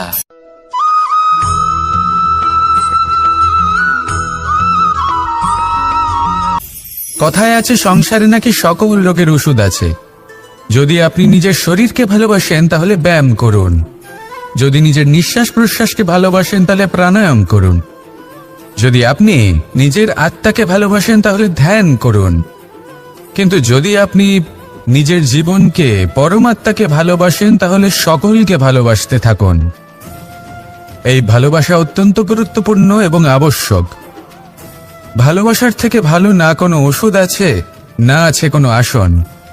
এর থেকে ভালো না কোনো ব্যায়াম আছে, আর না কোনো প্রাণায়াম। এই ভালোবাসা বড় বড় সমস্যারও সমাধান করতে পারে। ভালোবাসা বড় বড় বিপদকে আপনার থেকে দূর করতে পারে। এই ভালোবাসাই আপনাকে জীবনে বাঁচতে শেখায়, কারণ ভালোবাসাই হলো জীবনের আসল সত্য। তাহলে আসুন আর আমার সাথে ভালোবেসে বলুন, রাধা রাধা।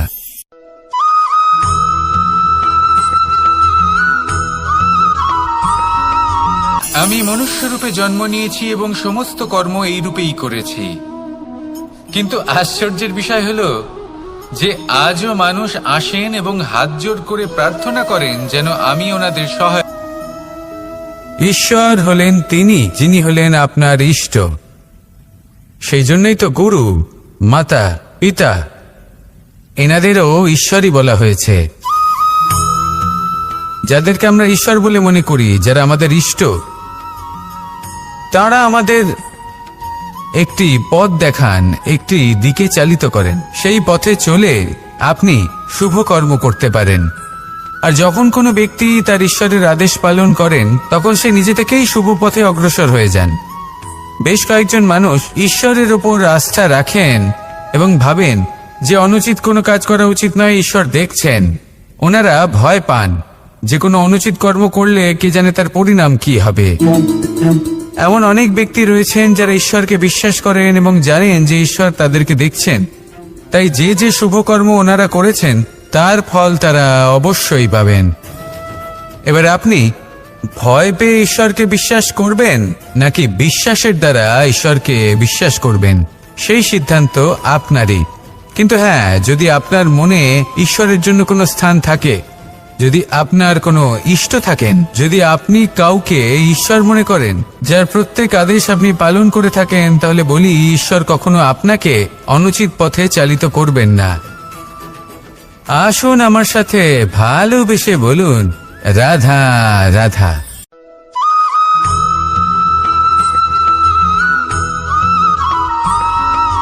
মানুষ যখন এই সংসারে প্রবেশ করে, অর্থাৎ জন্মগ্রহণ করে, তখন নিশ্চিন্তে থাকে, আনন্দে থাকে।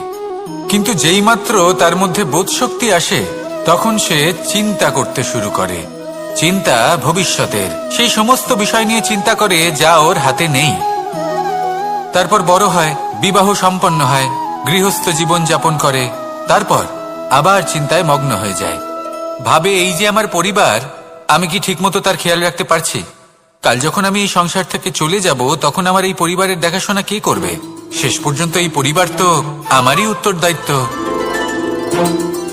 যাক, আপনাকে একটা প্রশ্ন করি।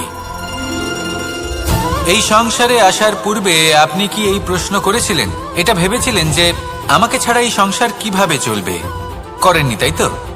তাই আপনার এটা নিয়ে দুশ্চিন্তা করার প্রয়োজন নেই যে আপনি যখন এই সংসার ত্যাগ করে চলে যাবেন তখন কি হবে। আপনি যখন ছিলেন না তখনও এই সংসার চলছিল, আপনি যখন এই সংসার ত্যাগ করবেন তখনও এই সংসার চলতে থাকবে। যদি কোনো বিষয়ের প্রভাব থাকে, তা হলো আপনার আজকের তথা বর্তমানের কর্ম।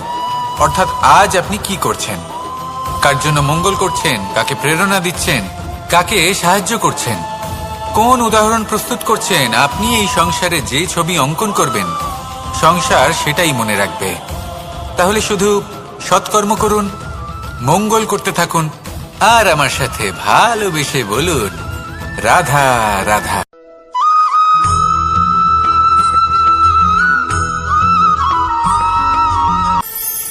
কথায় আছে যে স্বপ্ন এবং লক্ষ্য হলো একটি মুদ্রারই দুটি দিক। যতক্ষণ না স্বপ্ন দেখছেন, ততক্ষণ বুঝবেন কি করে আপনার লক্ষ্য কি? স্বপ্ন দেখে যদি নিজের লক্ষ্য বুঝতে পারেন, সেটা পেতে চান, তবেই সেটা লাভ করতে পারবেন। কিন্তু স্বপ্ন এবং লক্ষ্য, এই দুইয়ের মধ্যে একটা ভারসাম্য রয়েছে, যেটা বজায় রাখা প্রয়োজনীয়। একে আমরা বলে থাকি পরিশ্রম। দেখুন, যদি আপনি স্বপ্ন দেখতে চান, তাহলে পরিশ্রম ত্যাগ করে নিদ্রা লাভ প্রয়োজন। কিন্তু যদি আপনি লক্ষ্য লাভ করতে চান, তাহলে আপনাকে নিদ্রা ত্যাগ করে পরিশ্রম করতে হবে। তাই আলস্য ত্যাগ করুন এবং সিদ্ধান্ত নিন যে আপনি কি চান। আপনার জীবনের এই তুলাদণ্ডে স্বপ্নের পাল্লা ভারী হওয়া প্রয়োজন নাকি লক্ষ্যের? আমার মতে এই দুইয়ের মধ্যে যদি ভারসাম্য বজায় রাখেন, তবে পথ নিজে থেকেই সামনে আসবে। শুধু সেই পথে অগ্রসর হতে থাকুন এবং আমার সাথে ভালোবেসে বলুন, রাধা রাধা।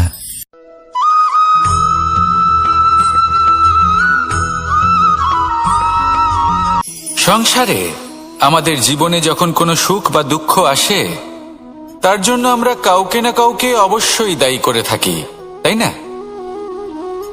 এই ব্যক্তি আমাদের সাথে এরকম কাজ করেছেন, তাই আমার সাথে এমন হলো। ওই ব্যক্তি যদি এমনটা না করতেন, তাহলে আজ আমি ওই স্থানে পৌঁছতে পারতাম। সবই আপনার দৃষ্টিভঙ্গির ওপর নির্ভরশীল। আর যদি আপনার দৃষ্টিভঙ্গি এমন হয়, তাহলে তা অনুচিত। সত্যি কথা বলতে, এই সংসারে ভিন্ন ভিন্ন ধরনের মানুষ আছে।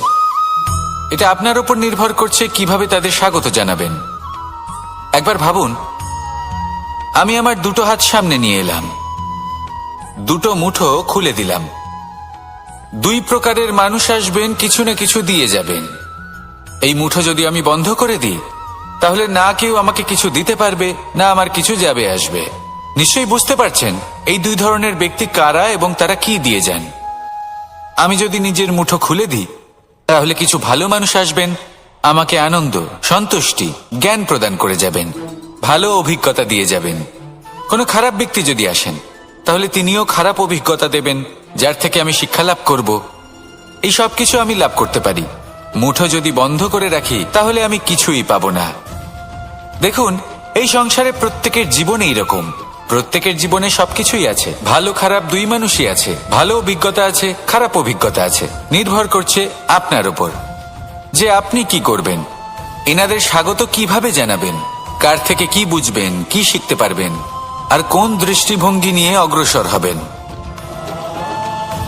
এটাই নির্ধারণ করবে যে আপনার জীবন কেমন হবে। আসুন আমার সাথে ভালোবেসে বলুন, রাধা রাধা।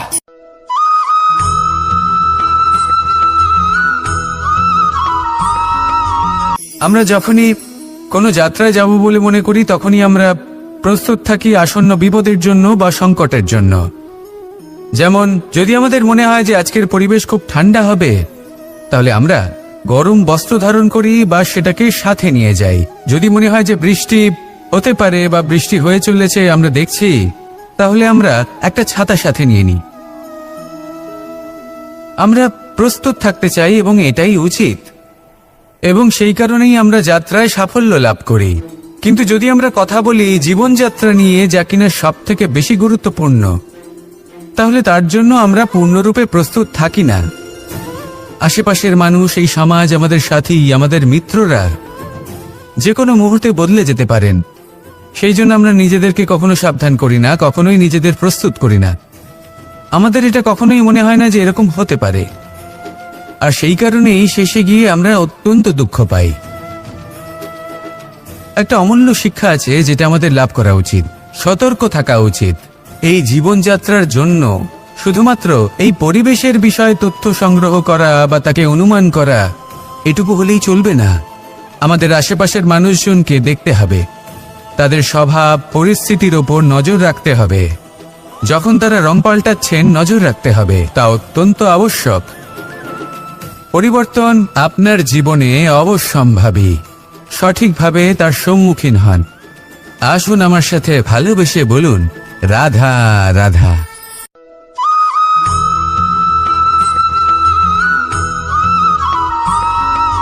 জীবনে যখন কোনো ব্যক্তি নিজের লক্ষ্য প্রাপ্তির জন্য নিরন্তর পরিশ্রম করতে থাকেন, চেষ্টা করতে থাকেন, তখন তিনি কষ্ট অনুভব করেন।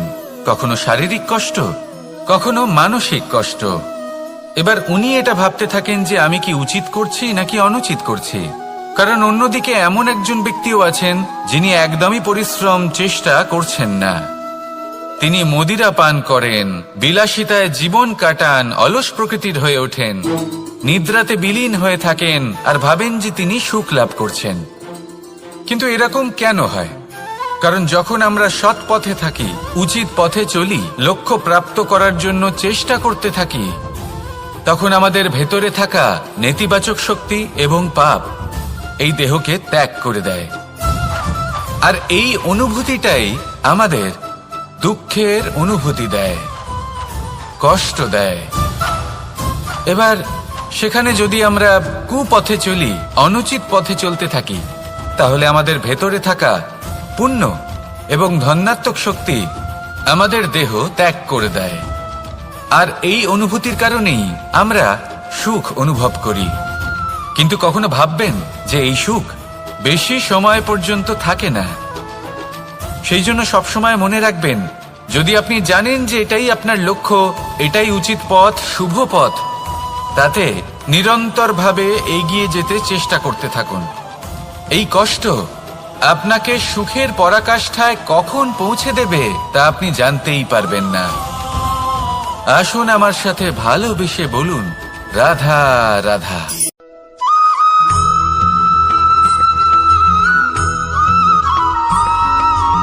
প্রতিনিধি ওই বৃক্ষের পাতাকেই মনে করা হতো।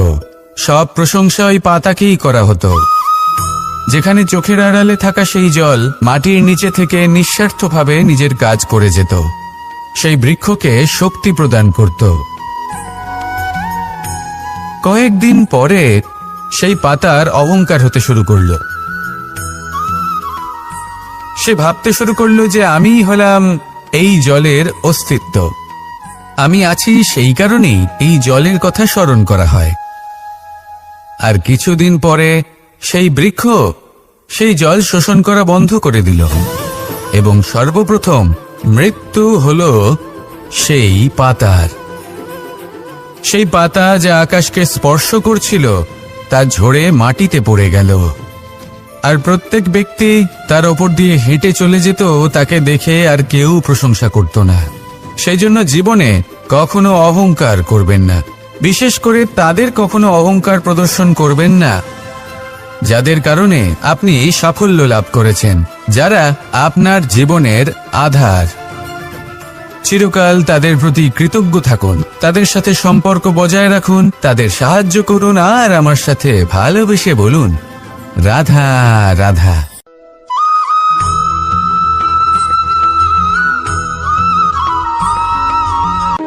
যখন আমরা হাঁটতে থাকি আর আমাদের পায়ে কাঁটা বিঁধে যায়, তখন মুখ দিয়ে আহ বেরিয়ে আসে, কান্না চলে আসে, আর অনেক সময় অভিশাপও বেরিয়ে আসে।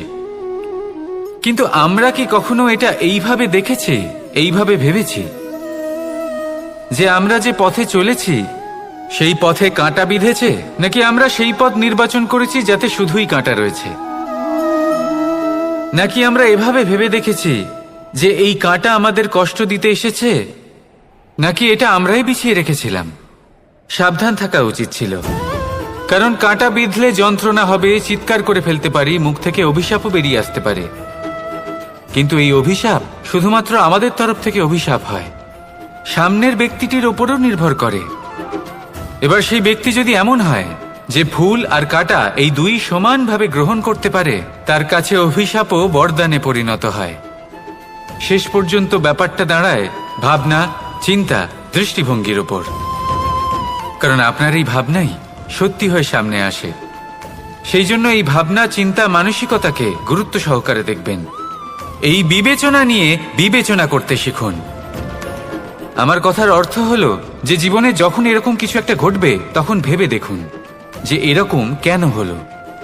আপনি কি এমন কোনো কর্ম করেছিলেন যার কর্মফল এটা? এমন কোনো কাজ যা অনুচিত ছিল, অসত্য ছিল, যা অভদ্রতার কারণ ছিল?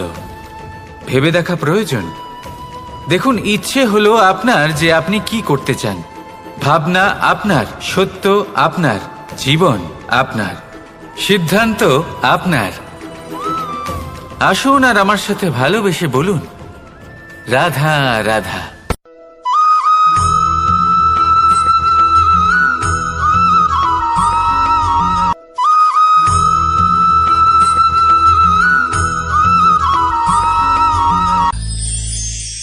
আমরা অনেকবার লোকের থেকে এই কথা শুনেছি, জীবনে যখনই ধন অর্জন করবে বাঁচিয়ে রাখবে। কি হয়, কঠিন পরিস্থিতিতে আপনার খারাপ সময় তা আপনার কাজে আসে। কিন্তু এই কথা কি 100% সত্যি? ভাবুন, এই সমস্ত ধন যে আপনি অর্জন করেছেন তা কি আপনাকে সুস্বাস্থ্য দিতে পারবে? এই সমস্ত ধন কি আপনাকে সুখ এনে দিতে পারবে? পারবে না, তাই না? চলুন আমি আপনাকে একটা কথা বলি। পরমেশ্বর, ঈশ্বর, যদি এই ঈশ্বরের ওপর আপনি বিশ্বাস রাখেন, সর্বদাই ভালো কাজ করেন, সবার মধ্যে প্রেম ছড়িয়ে দেন, আর সবার জন্য শুধু ও শুধুমাত্র শুভ কামনা করেন, তাহলে আপনার সাথে কখনো কোনো খারাপ হতে পারে না। তাই সময় বদলান, সময় বদলানোর উপকরণ নয়। আর ভালোবেসে বলুন, রাধা রাধা।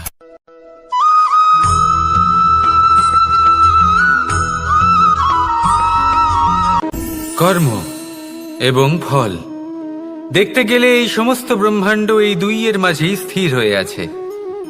মানুষজন কর্ম করেন ভালো ফল লাভের আশায়, আর ভালো ফল লাভের আশায় উনি এটাই ভুলে যান যে উনি যে কর্ম করছেন তা কি করছেন। আমি বলেছিলাম কর্ম করুন ফলের চিন্তা না করে, কিন্তু কি কর্ম করছেন সেই বিষয়ে ভাবাটাও অত্যন্ত আবশ্যক। নয়তো অনেক সময় আমরা এমন কর্ম করে ফেলি যা না চাইতেও বিষে পরিণত হয়, যা হয়েছে দুঃশাসনের সাথে, দুর্যোধনের সাথে, গুরু দ্রোণের সাথে। একজনের মানসিকতা উচিত ছিল না, একজনের বিবেক উচিত ছিল না, আরেকজন যে পক্ষ নির্বাচন করেছিলেন সেই পক্ষ উচিত ছিল না। আর যা কিছু ওনাদের সাথে হলো, আপনার আমাদের সকলের সাথে তা হতে পারে। আমি বলেছিলাম কর্ম করুন, ফলের চিন্তা করবেন না, কিন্তু এই কর্মের বিষয়ে বিচার করে দেখাটাও ততটাই আবশ্যক। দেখুন, কর্ম করার উচিত প্রক্রিয়া ফলের চিন্তা না করা, কিন্তু যদি আপনার কর্ম শুভ হয় তাহলে তার ফলও নিয়তি আপনাকেই দেবে। সর্বদা কর্ম করার সময় এটা ভাবুন যে আপনার এই কর্ম এই সংসারকে, এই সমাজকে, আপনার পরিবারকে, আপনার আশেপাশের মানুষজনকে কোন দিশায় নিয়ে যাবে। যদি এটা সবার জন্য মঙ্গলময় হয় তাহলে কর্ম করতে থাকুন। আর হ্যাঁ, নিশ্চিত রূপে ফলের চিন্তা করবেন না। আসুন আমার সাথে ভালোবেসে বলুন, রাধা রাধা।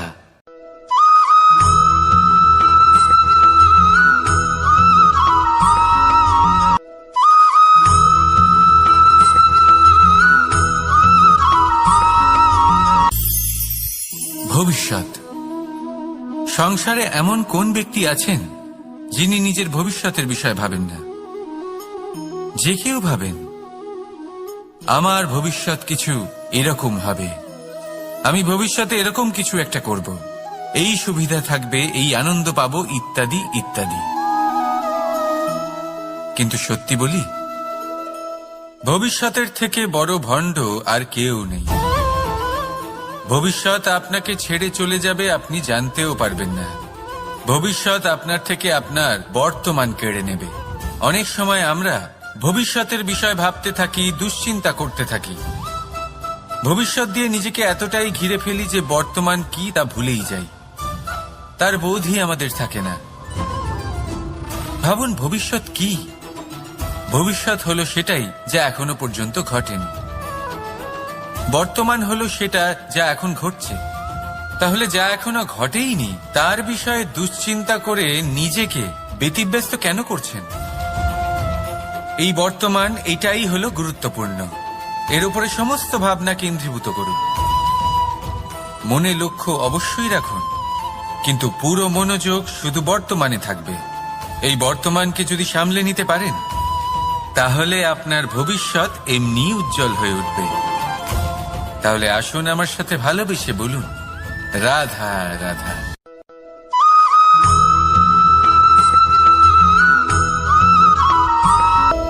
একে আমরা দীপাবলি বলে থাকি। এবার এই বিষয়ে আমরা সকলে জানি। আপনি কি এটা জানেন যে শ্রীরাম বাস্তবে অমাবস্যার এক রাত আগেই অযোধ্যায় পৌঁছে গেছিলেন? সবার সামনে অমাবস্যার রাতে এসেছিলেন। এর কারণ কি? শ্রীরাম প্রমাণ করতে চেয়েছিলেন যে যে কোনো সময়, দিন হোক বা রাত, শুভ বা অশুভ হয় না। শুভ অশুভ কিছু থাকলে তা হলো মানুষের চিন্তা, তার ভাবনা, তার নির্বাচন আর তার কর্ম। নিজেই দেখে নিন, শ্রীরাম শুভ কাজ করে ফিরেছিলেন এবং অমাবস্যার মতো গভীর এক রাত্রিকেও দীপাবলিতে পরিবর্তিত করেছিলেন। এমনটাই যদি আমরা করতে পারি তাহলে? এমন কোন গৃহে যান যেখানে অসহায় ব্যক্তি রয়েছেন, যা অন্ধকারাচ্ছন্ন, আর সেখানে প্রকাশ প্রজ্বলিত করুন। প্রকাশ সহায়তার, প্রেরণার, আশার। যদি এমন কিছু আমরা করতে পারি তাহলে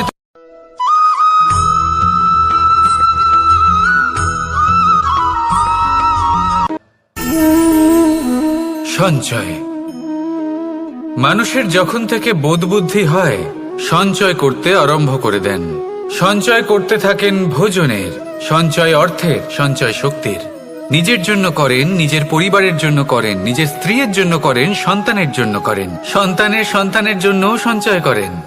সঞ্চয় করার জন্য ওনার কাছে অনেক কারণ রয়েছে, কারণ উনি এটা ভাবেন যে এই সঞ্চিত শক্তির জন্য কেউ ওনার কোনো ক্ষতি করতে পারবে না। মানুষ ভুলে যান একটা গুরুত্বপূর্ণ কথা, এই সত্য, উনি এই সংসারে খালি হাতেই এসেছিলেন, আর এখান থেকে ওনাকে খালি হাতেই যেতে হবে। যা এখানকার তা এখানেই থেকে যাবে। আর যদি কিছু ওনার সাথে যায় তা হলো ওনার কর্ম, আর কিচ্ছু নয়। তাই যদি কিছু অর্জন করতে চান তাহলে শুভ কর্ম অর্জন করুন, আত্মশক্তি অর্জন করুন, কারণ পরলোকে এটাই হবে আপনার সম্পত্তি। তাহলে কি এটা আপনি অর্জন করতে চান না? আসুন আর আমার সাথে ভালোবেসে বলুন, রাধা রাধা।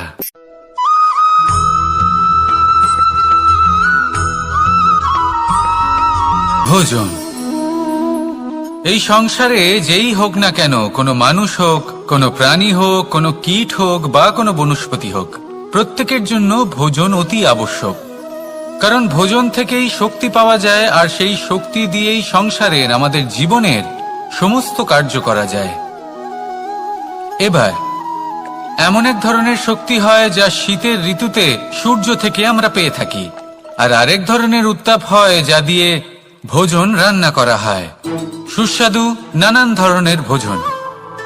এবার অত্যন্ত গুরুত্বপূর্ণ হলো যে ব্যক্তি সেই ভোজন বানাচ্ছেন তার মানসিক পরিস্থিতি, এবং সেই ব্যক্তি যিনি ভোজন গ্রহণ করছেন তার মানসিক অবস্থা। যখনই আপনি ভোজন বানাচ্ছেন তখন ভালোবাসার সাথে কাজটা করুন, ধন্যাত্মক ভাব নিয়ে, সৎ ভাবনার সাথে, কারণ আপনার এই মানসিক স্থিতি শক্তির আকারে সেই খাদ্যের সাথে মিলে মিশে যায়। আর যখনই আপনি ভোজন গ্রহণ করছেন তখন সদ্ভাবনার সাথে, প্রসন্নতার সাথে গ্রহণ করুন, ধন্যাত্মক ভাব নিয়ে। যদি আপনি প্রসন্নতার সাথে রান্না করেন, প্রসন্নতার সাথে খাদ্য গ্রহণ করেন, তাহলে আপনি প্রসন্নই থাকবেন, আর মন সুপ্রসন্ন হয়েই বলবে, রাধা রাধা।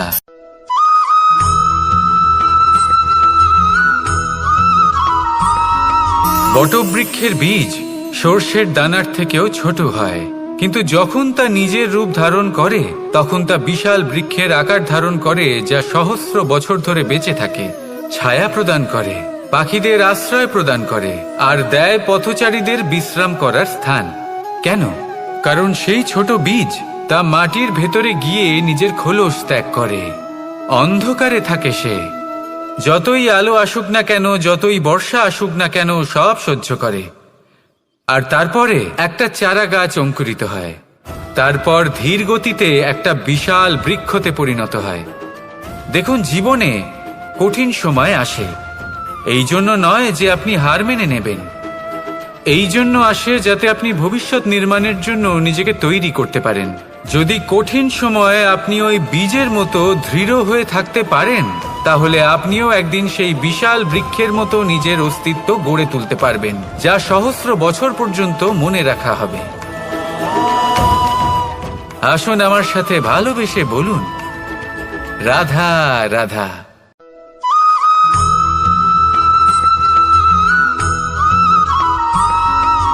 আমি মনুষ্যরূপে জন্ম নিয়েছি এবং সমস্ত কর্ম এই রূপেই করেছি, কিন্তু আশ্চর্যের বিষয় হলো, তাহলে এটা আপনাকে আরো বেশি দুঃখের গভীর অন্ধকারে ঠেলে দেবে।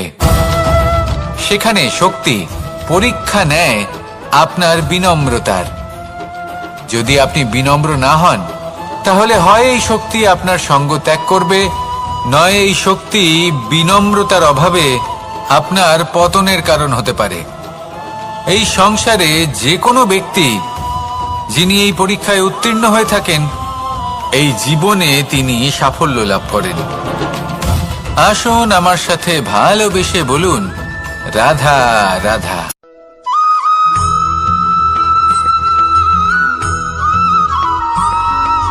এই সংসারে আপনার সবথেকে বড় বন্ধু কে?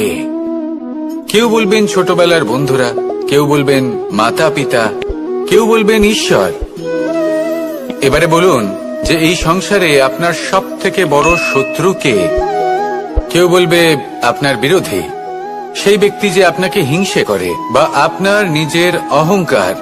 আমি বলবো যে এই সংসারে আপনার সব থেকে বড় বন্ধু হলো আপনার নিজের মন। এই চঞ্চল মনকে যদি আপনি নিয়ন্ত্রণ করতে শিখতে পারেন, তাহলে এর থেকে বড় বন্ধু এই সংসারে আপনি কোথাও পাবেন না। সেখানেই যদি এই মন আপনাকে বশ করে ফেলে, তাহলে সংসারে এর থেকে বড় শত্রুও আপনি কোথাও পাবেন না। প্রথমে এই মনকে নিয়ন্ত্রণ করতে শিখে যান, আর তখন এই মন প্রসন্ন হয়ে বলবে,